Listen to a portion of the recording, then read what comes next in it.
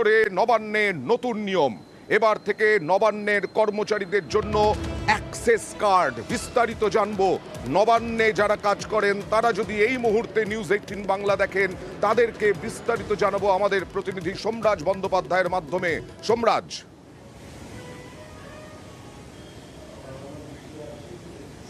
দেখো, নবান্নের বিভিন্ন গেটগুলিতে RFID প্রযুক্তি ব্যবহার করে বিভিন্ন কর্মচারী থেকে শুরু করে যারা বিভিন্ন সময় আসেন তাদেরকে ঢুকতে দেওয়া হবে, এরকম একটা পরিকল্পনা বহুদিন আগেই নেওয়া হয়েছিল।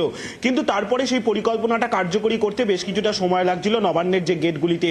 কিন্তু এবার যেটা সিদ্ধান্ত নেওয়া হয়েছে যে নবান্নের কর্মচারীদের জন্য ব্যবহার করা হবে অ্যাক্সেস কার্ড, অর্থাৎ যারা অ্যাক্সেস কার্ড ছাড়া নবান্নের ভেতরে বা নবান্নের যে বিভিন্ন ফ্লোরে ঢুকতে পারবেন না, অন্তত তেমনটাই সিদ্ধান্তের পথেই এগোচ্ছে নবান্নের শীর্ষ মহল।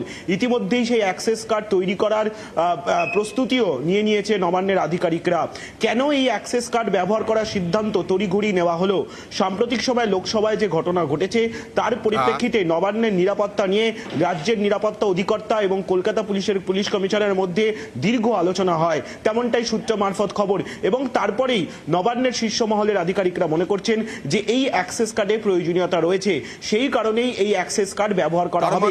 এই অ্যাক্সেস কার্ড নন, এই অ্যাক্সেস কার্ড ওখানে বায়োমেট্রিকে না ঠেকালে পরে কেউই ঢুকতে পারবেন নাকি?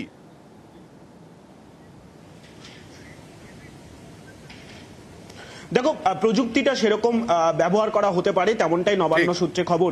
কিন্তু আপাতত যেটা সিদ্ধান্ত হয়েছে যে নবান্নের ভেতরে যে সমস্ত কর্মচারীরা কাজ করেন তারা এই অ্যাক্সেস কার্ড ব্যবহার করবেন। ইতিমধ্যেই সেই অ্যাক্সেস কার্ড তৈরি করার জন্য যাবতীয় প্রস্তুতিও নেওয়া শুরু হয়েছে নবান্নের তরফে। ফলত সব মিলিয়ে নতুন বছরের শুরু থেকেই নবান্নের কর্মচারীদের জন্য এই অ্যাক্সেস কার্ড ব্যবহার করা কার্যত বাধ্যতামূলক হবে এবং সেক্ষেত্রে এই অ্যাক্সেস কার্ড ব্যবহার করেই তারা নবান্নের বিভিন্ন ফ্লোরে ঢুকতে পারবেন। ইতিমধ্যে RFID প্রযুক্তি ব্যবহার করা হয়েছে নবান্নের ভেতরে মূলত উপস্থিতির জন্য, অ্যাটেন্ডেন্সের জন্য, কিন্তু আবার অ্যাক্সেস কার্ডও ব্যবহার করতে হবে নবান্নের কর্মচারীদের, মূলত নবান্নের নিরাপত্তার জন্যই এই সিদ্ধান্ত বলেই নবান্ন সূত্রে খবর।